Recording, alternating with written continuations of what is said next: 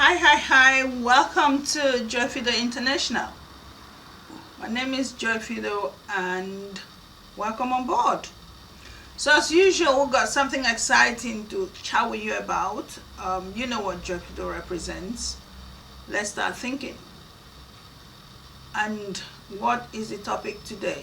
Today it's about Murtala Mohammed Airport. Murtala Mohammed Airport is our topic today because I just arrived from Nigeria yesterday, and I tell you, it has been, I know I get really excited whenever I travel from Nigeria or I travel to Nigeria, and I just want to scream and talk and shout, but sometimes it just goes beyond that. And that's what I want to chat about today. It goes beyond just shouting and screaming and talking. It goes to the point now where we need to ask a lot of questions. Let's start asking questions. Let's start thinking. Let's start behaving like human beings. That's where my issue is. So if you're African, if you're Nigerian, this video is for you. I keep saying to all of us, we need to start waking up. We need to be like human beings. I had to do a little video when we came out of Nigeria. We just arrived at Amsterdam, Schiphol Airport. And I thought, human beings live like this. So what is going on with us Africans? What is going on with us Nigerians? Why can we not live like other human beings? Is there truly, really something wrong with us as a race, as a people? I need to know. We need to ask ourselves this question. And you're probably wondering, why is she going on about this? And I'll talk you through where my problem is, because I am so irritated, I don't know where to start from.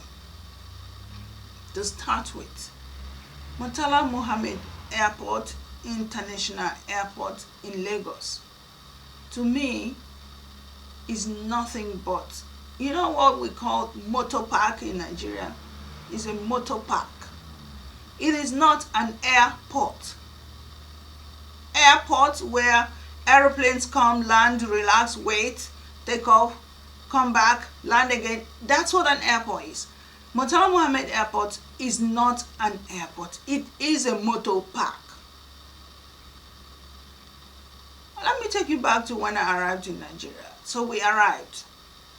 And then you go through all the usual noise, which I have traveled the world.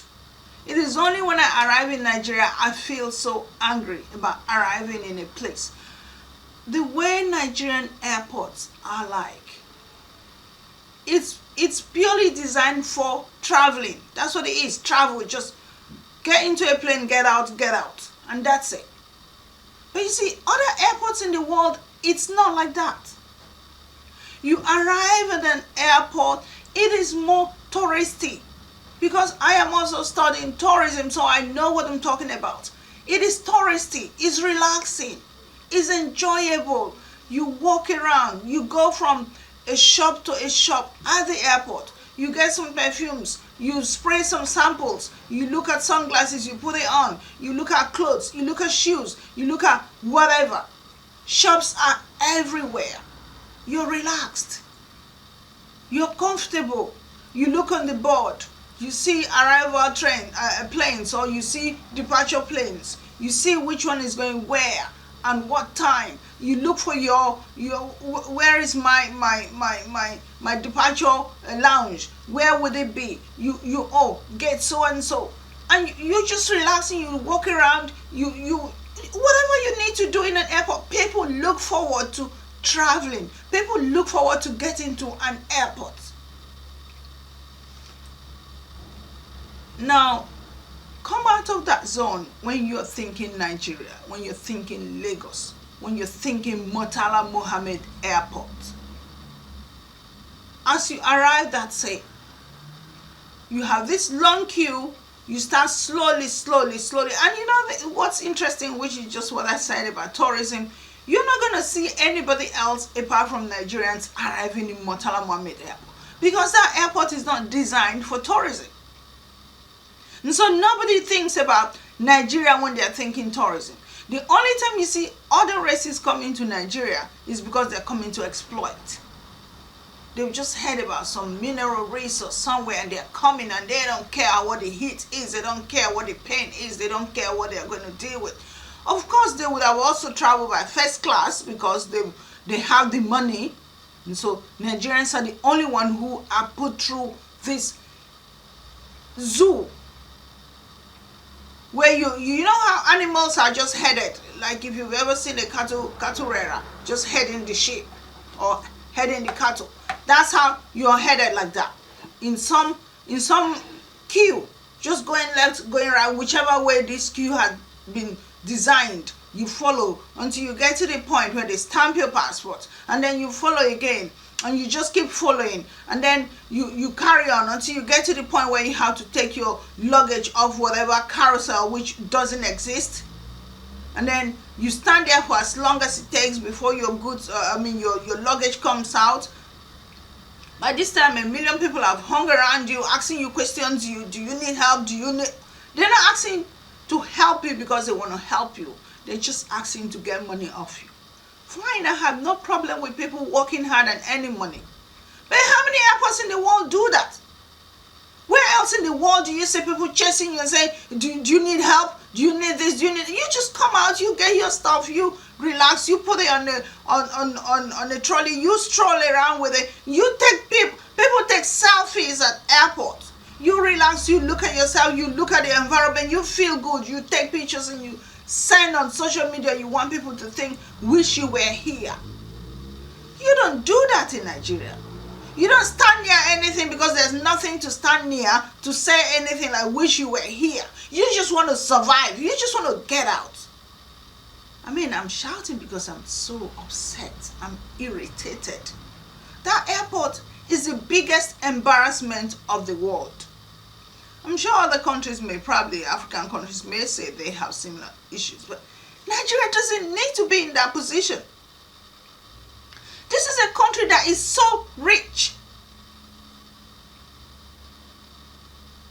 And so you get headed, and then you get your stuff, and then you would have gone to pay to get some trolley, and you put your stuff on it, and you start to stroll out.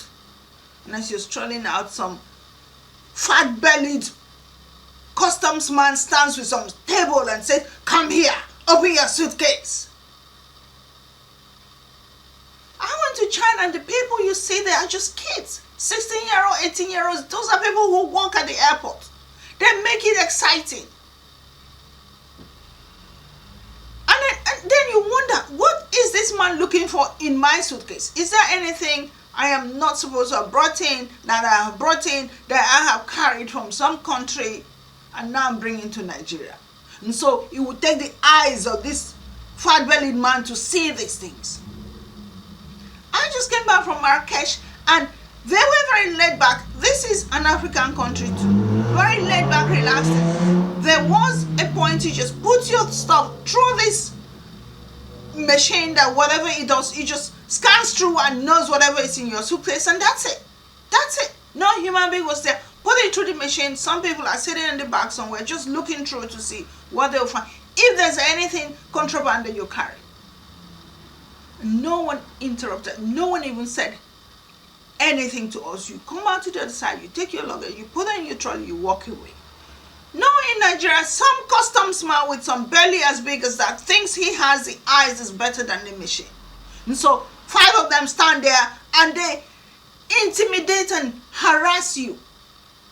Because I had to ask one of them, I want to know why you think traveling is a crime. Because that's the image I get in Nigerian airports. I have fought with them as many times as I can possibly say to myself. Each time I'm traveling, I have a fight with the officials at the airport. You see, we can do better than this. And so you finish with them, and then you stroll, supposedly are trying to get out, and then you meet the whole world waiting. Do you want a cab? Do you want a cab? Do you want a cab?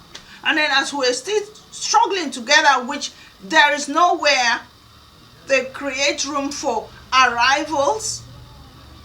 I have been in countries where there's enough room, cars are parked out there, taxis follow on the ranch, where as this car goes, another one comes, as that one goes, another one comes. So the passengers just come and wait. The minute that one goes, another one is waiting.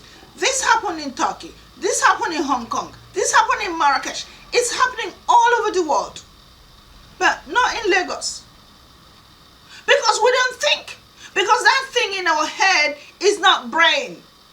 I don't know if it's water or if it's soap or whatever it is that got into our head, and we cannot reason.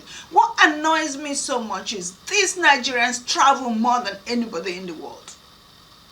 But when we go to other parts of the world and we see these things, we don't think we should take it with us. We don't think we should copy that. We don't think we should imitate that. But you know what they will imitate? Big Brother House Africa. Something that has no bearing on growth and development. That's what Nigerians will imitate. Ooh, gossip, this, that, Big Brother House Africa. That's what I'm hearing. But you've traveled the world. You've seen other airports. You've experienced what it's like to be a traveler, to be a tourist. And you come back to your country and you see a different environment. And it's okay. And you struggle through that. And you move on. And you get into town. I have an amazing idea. I'm going to introduce Big Brother House Africa. I'm going to introduce The Voice Africa. What development is that? What growth is that? And so we go through, meander through all of this noise. Do you want a cab? Do you want a cab? Do you want a cab? They're chasing you. That's not the one asking you. You want to exchange money? You want to change money? You want to change money? And then we'll go through all of that nonsense. And then there's no arrival point. You would have asked a car to come pick you up. That car is parked in Tokyo. Tokyo! No connection with airport. And so you have to stroll and roll this, your luggage and everything with this car and travel by foot. Other parts of the world, there is some kind of underground system that connects local airport and other and international airport. That doesn't happen. And there was a time I was traveling to Port Harcourt from Lagos and I was crying because I arrived and then my airline somehow did not connect me. They did not book me with the local bus service that was going to connect their particular airline to the local airport to take me to the next point. And I was stranded because I had not connected with anybody in Lagos. So this was me going straight on to Port Harcourt. And it took cries and tears for this bus driver to feel pity for me. Not obviously not free. I had to pay him money, but of course with tears on top of it. Before I said, okay, madam, then okay. But that's Lagos. So we finally push our stuff and we'll go and stand there and then wait. You know why we had to wait? Wait for nearly 2 hours because traffic everywhere is blocked for reasons no one thinks. They should organize this thing in such a way that the traffic should be smooth and easy for people to get out. Look, jam, everywhere stuck. Everyone stuck. And these are supposedly human beings with brains. These are supposedly intellectuals. These are supposedly rich people. Because the way Nigerians think is, for you to be able to travel, you must be rich. And so these are rich people with millions in their bank account. Millions in their bank account that don't know what millions do in other parts of the world. And so by the time you're out of that airport, you're exhausted. Completely exhausted. And this is supposed to be a simple thing as traveling. And this is me, Nigerian born bred. Half of my life I lived in that country. So I should be used to this. So imagine someone who was not born in this. Imagine my children. who don't know what it's like to get into a country like that. Imagine how many more African children born all over the world who are going to eventually one day say, let me visit my mother's country. Let me visit my roots. Imagine what we're going to have to deal with. I mean, I read books and I see Americans complaining about the system they live in and what is unfair. And now I'm realizing I am reading American unfairness. What about my African unfairness? Because everybody sits out there and they're thinking, oh yeah, it's only Americans who are struggling and suffering. Yes, slavery. Yes, slavery, yes. Because the same us Africans were taken from Africa to America to come and suffer. But you see, they left behind more suffering. Created more suffering. Because if Africans bothered to create sanity, Americans could connect with that and say, I have a place I come from that is decent. So now it's like we're all in the same boat, obviously. And now the boat is this black boat. Black insanity.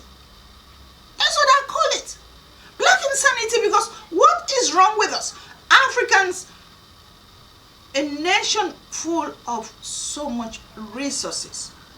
I've shown you this magazine. This is not a magazine, it's a book. The New Colonialism.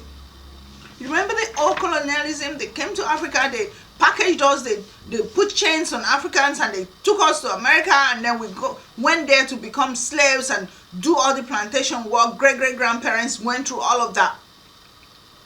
So you would think now that the remaining people in Africa have learned their lessons and they are going to make life better.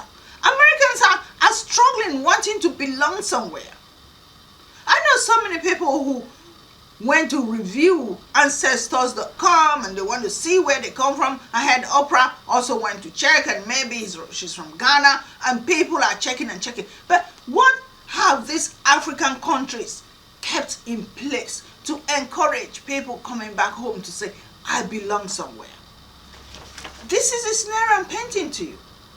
This is what I am saying, being an African. Then imagine you who never experienced it. You've been living in America, maybe your great-great-grandparents have gone, and then now you want to belong somewhere. You want to visit Africa. This is what I'm explaining to you. This is what you're coming to see.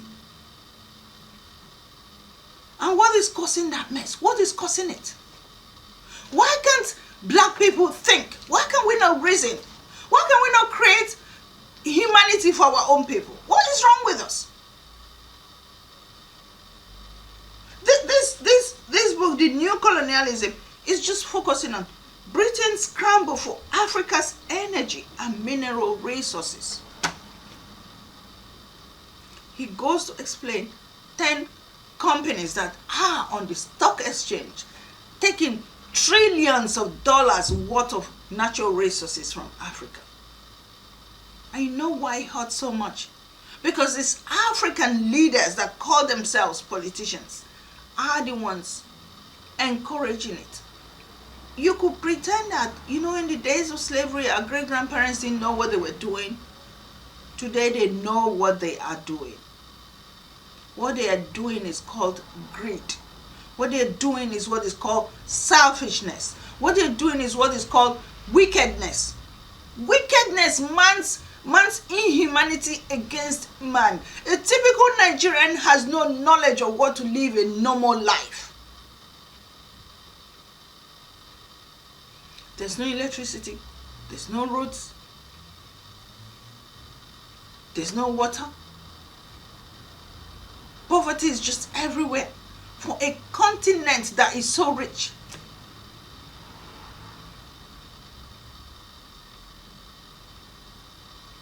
But that's the one airport that is supposed to be the international airport. There's supposed to be one in Abuja, which I've never really used to travel out. But the one in Port Harcourt, you don't even want to talk about that airport because it doesn't exist.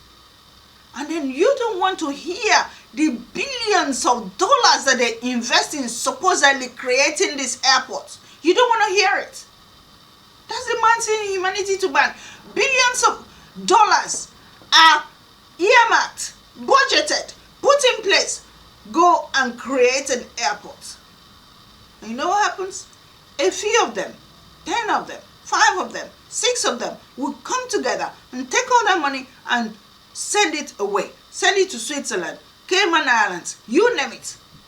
And leave the people in abject poverty. Because when they travel, these so-called rich people, they're just some second in command or whatever, whoever this their house helps and house boys and whoever will just carry their suitcase and walk straight into the plane, and they walk straight out, and so they don't see nothing, they don't hear nothing, they don't know nothing.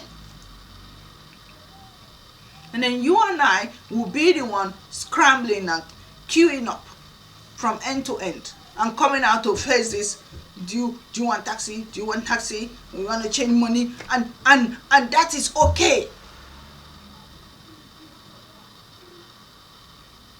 And this was arriving. Now let's talk about me coming back. And so we meandered through, taxi struggling, you get to the airport. And then you take your suitcase through the machine. That we should thank God for, because that's an improvement. It never used to be like that. In the past, you walk through, and then this same fat-bellied customs man, 3 of them, 3 different groups, jobless people as far as I know, will stand in front of some table, and then you put your suitcase on the table, and then they open it, and then they're just flinging your stuff as if it's nothing in it. And then they scramble.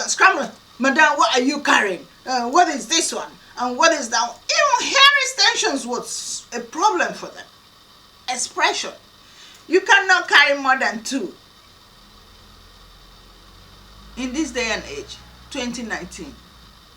And so that died down. So now those tables have been taken away. From that point, wait for it, we haven't finished. It's not in that point anymore.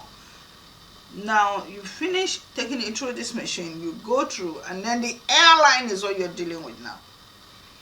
The airline says to you, wait. So they have this machine now. You wait. Other parts of the world, you march straight to the point where you're checking in. And then you put it up. If it's too heavy, they tell you it's too heavy. Go and reorganize your bag.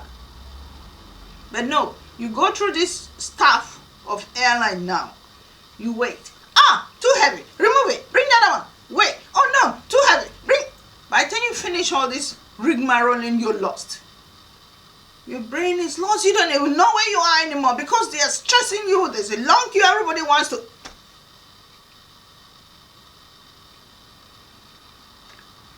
And so in this particular instance, we travel around the world. We've experienced this. We've done this. So you could carry an extra baggage and say, okay, this is outside my ticket allowance, but I want to carry an extra luggage. Nothing is wrong with that. But you pay for it.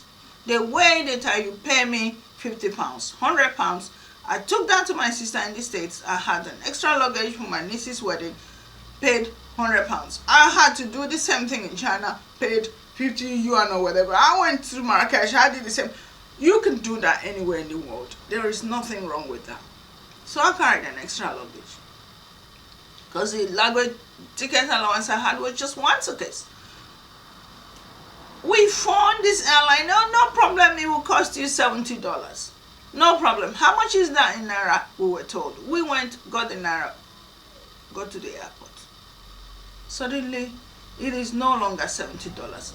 $250 for a tiny little bag that contained nothing more but a few sewn African outfits like I have on. And I'm thinking, is this worth $250? And the man says to me, oh yeah, well, you're not giving the money to me. You're going to have to go give it to the office. But I called your office and they told me $70. I have traveled the world. I have paid money at the counter for extra luggage.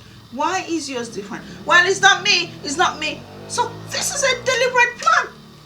And where in the world could that possibly happen but Nigeria? Do you see any growth? Do you see any future? And so, out of frustration, I said, I cannot deal with this. Luckily, the driver who brought us hadn't gone too far into town, so we had to tell him to come back to take the luggage home. I did not carry $250 with me to go and pay for just a simple luggage. I don't know what the plan is or what the reason was for that kind of decision. Why you would think an extra luggage should cost somebody $250. Finally, the driver comes, and then, of course, by this time you're in the airport, so to come out is another madness. You come out through that gate, you cannot come out through that gate. Eventually, luggage given to him. And then we start meandering now through the usual customs, immigration, you name it. And why it bothers me so much is I travel other parts of the world and I don't see this. So this is why I am querying this. If you're in Nigeria, I want to hear what you think. Why do we have to have that? What are we safeguarding in Nigeria? What are we protecting? Fulani headsmen are killing people all over Borno State and Taraba and you name it. Boko Haram is harassing people all over wherever they can. Kidnappers are in River State coming to my village and killing people, and my brother-in-law has been one of the... He was killed by these thugs. These people who these politicians, what they do is feed these young boys because obviously there is no hope. There are no jobs, nothing, no infrastructure, nothing has been put in place to encourage growth for the future. And so they've created these layers of pain in the system. And then you want to travel. And then everything you can dream about is put in place to frustrate your effort. Customs. Okay, I can understand customs. Immigration, maybe, yes. But then you hear this one, and then you hear that one, and then names that have just been fabricated and manufactured and created just to frustrate everybody's effort at traveling. You are just an ordinary person trying to take a trip. Is that a crime? But of course in Nigeria it is a crime. It is a crime to travel in Nigeria. You cannot travel by road because there are kidnappers waiting for you at the on the roadside. Then you cannot travel by air because there are all types of supposedly government agents. And so right now I'm just so confused. I don't know what that country wants. And then we go through all of that, and you know what's funny, because you probably have never traveled through Murtala Mohammed Airport, but if you have, I really want to hear from you your experiences. Maybe it's just me who goes through this. Maybe because I travel the world a lot, I've seen so many airports, so it bothers me to see that happening in my country. This airport is like one stop. From that point to that point, that's your gate. Done. You arrive in Schiphol and you're going from end to end to end. You arrive at Chicago airport, there is no end to airport. You arrive in Hong Kong airport, there's no end to airport. But in Lagos airport, just as you pass through this so-called immigration or whatever, and customs and whatever these people are that have lined up tables just to frustrate every traveler, by the time you're done, and I feel sorry for these people who go and rent shops at the so-called airport, because by the time we finish with all of that, you see, like one or two shops that want to, oh, perfume. You don't want to see a perfume because you're so frustrated you don't want to see anything else. Do they sell at all? I don't know. But anyway, you go through that and you just straight on. Maybe you see one or two restaurant looking people who again will charge through your nose for their drink, which is fine, because to even be there, imagine how much they're charging them. It's straight on to your gate. in 2019 in Murtala Mohammed Airport. And then as you get to the gate, you wait for it. Another 3 sets of people are going to go through your hand luggage, which you have just taken through security. Is gone through the scanning machine. They finish with you, everything. No, you have not stopped anywhere to buy anything between security and the gate to the airline. But these 3 sets of people are waiting for you with a table again, and then they say, open your bag. And they want what that machine did not see, their own human eyes will see it. And one of them just said to me, Madam, we're hungry. I said, okay, you could have just said to me, Madam, just give me money. It's like a toll gate.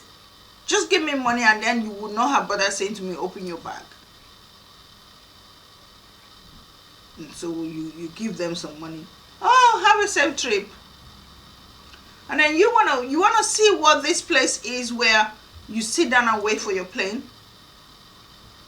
You're sweating. You don't even there is no water anywhere.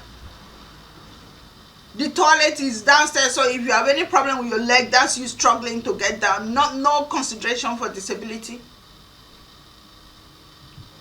And then you just hover in that little place, all of you stuffed in, because people practically sit on each other if possible. It's so small. And then you all wait there until the flight arrives, and then you can't wait to run into the plane.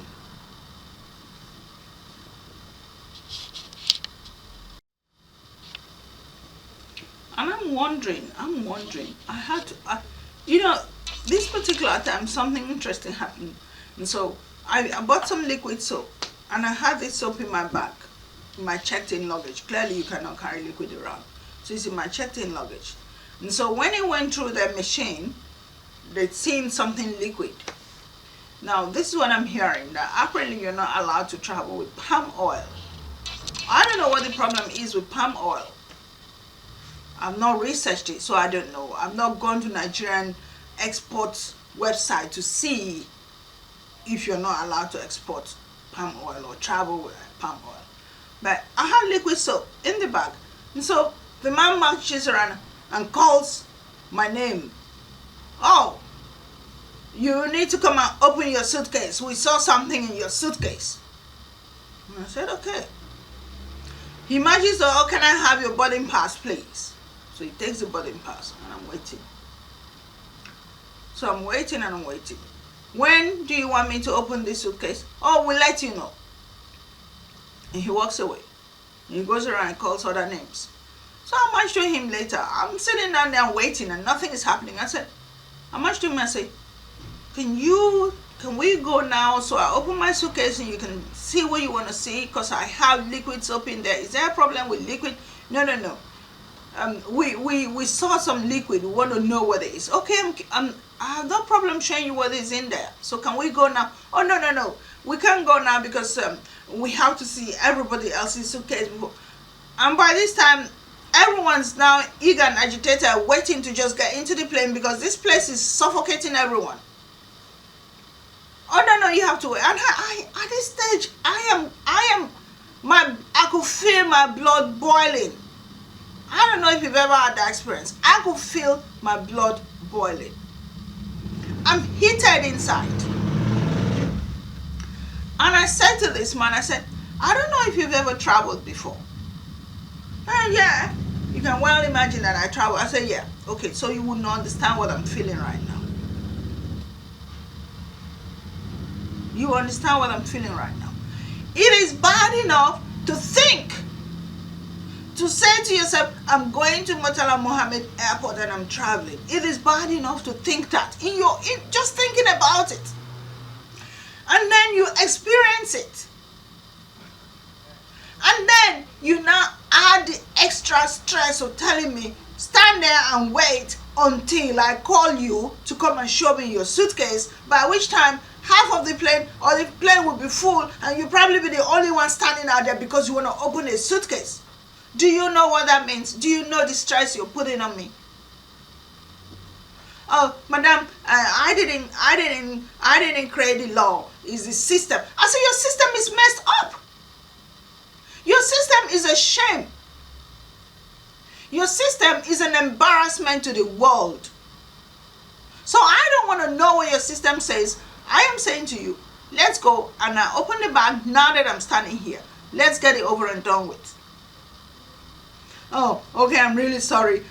I'll look around.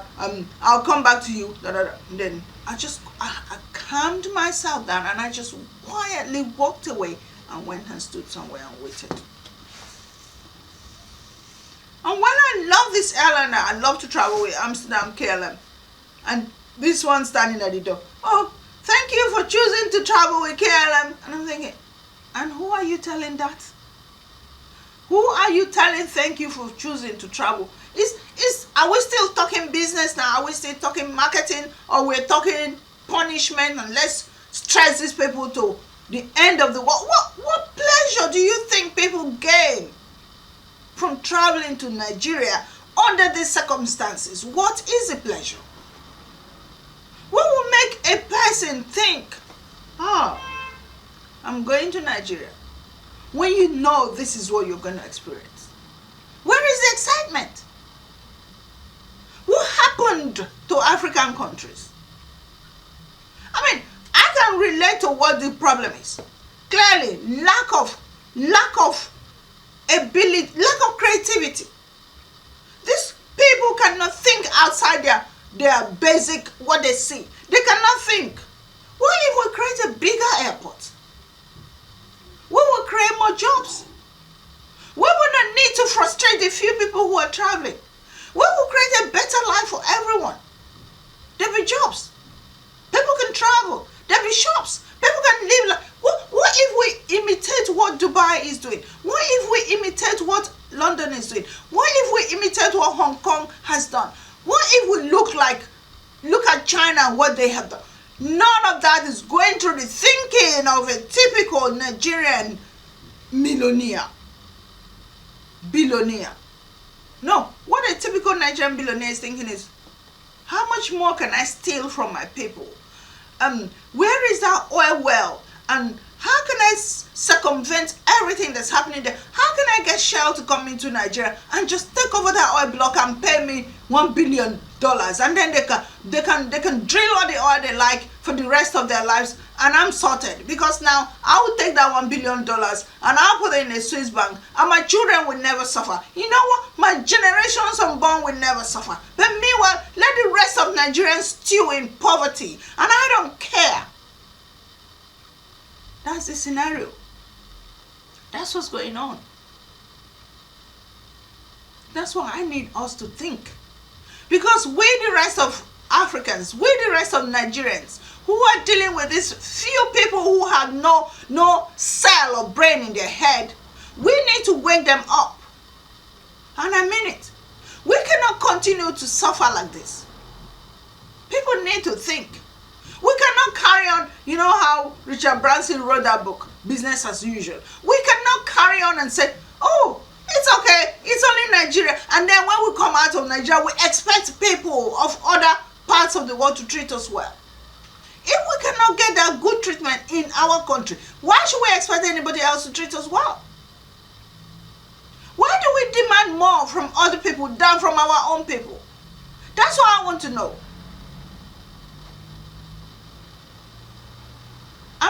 I'm going to leave it here, because seriously, if I carry on, there's no end to what I'm going to say. So I need every African to think.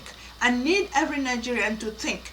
God did not create the African we have today the way it is. God did not create it. God created land. God created wealth underneath the ground. God created fruit trees. God created sunshine. Just the same way it is in any other part of the world. And then God created human beings, being the human resource. So you use your brain, and you use what nature created, and you make the best of it. That's how the rest of the world have done their lives. That's why all of us run from our messed up countries and run to where there's sunshine. I won't call it sunshine. To where people are thought, people are thinking.